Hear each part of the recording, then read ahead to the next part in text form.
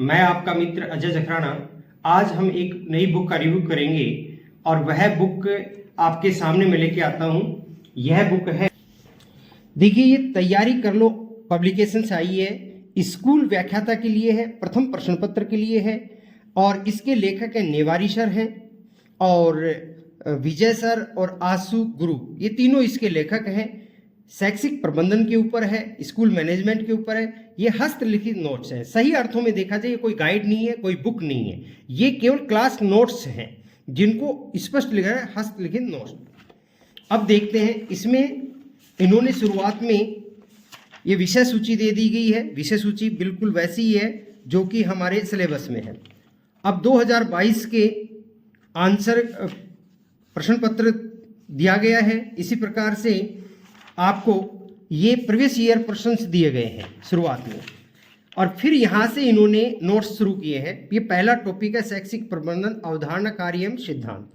तो देखिए साथियों, ये एक प्रकार से क्लास नोट्स हैं जो क्लास में टीचर के द्वारा तैयार करवाए जाते हैं। अच्छे हैं, उपयोगी हैं, लेकिन ध्यान आपको क्या रखना है, अगर कोई बच्चा पहली बार तैयारी कर रहा है, स्कूल मैनेजमेंट पढ़ रहा है, तो इन नोट्स से वह तैयार नहीं हो सकता, उसकी समझ नहीं बन सकती। अगर उसे अपनी समझ को बनाना है तो साथियों उसे किसी न किसी अच्छी बुक को पढ़ना पड़ेगा।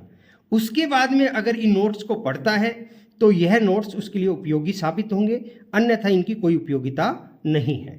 तीसरा ये है कि रिवीजन के रूप में काम आ सकते हैं। परीक्षा से पहले आप बड़ी बड़ी बुक्स नहीं पढ़ सकते हो।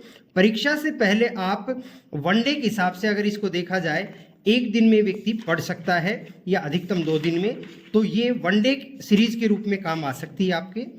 तीसरी इसमें एक बात ये समझने वाली होगी कि अगर आपने किसी गाइड को पढ़ रखा है और आपने अपने नोट्स तैयार कर लिए हैं तो आवश्यकता नहीं है इस बुक की।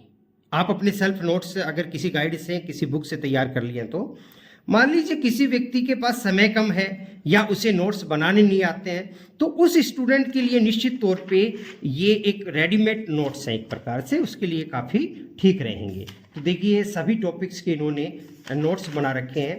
अगर इनको बुक की फॉर्मेट में टाइप किया जाता, टाइपिंग की जाती, तो मेरे को नहीं लगता कि जैसे अभी इसमें पेज है, पेज संख्या है, अंतिम देख रहे हैं तो 72 है, तो ये बड़ी मुश्किल से 25 या 30 पृष्ठ में आ जाते। 25 पृष्ठ में अगर इसको टाइपिंग किया जाता 25 पृष्ठ की एक छोटी सी बुकलेट बनती।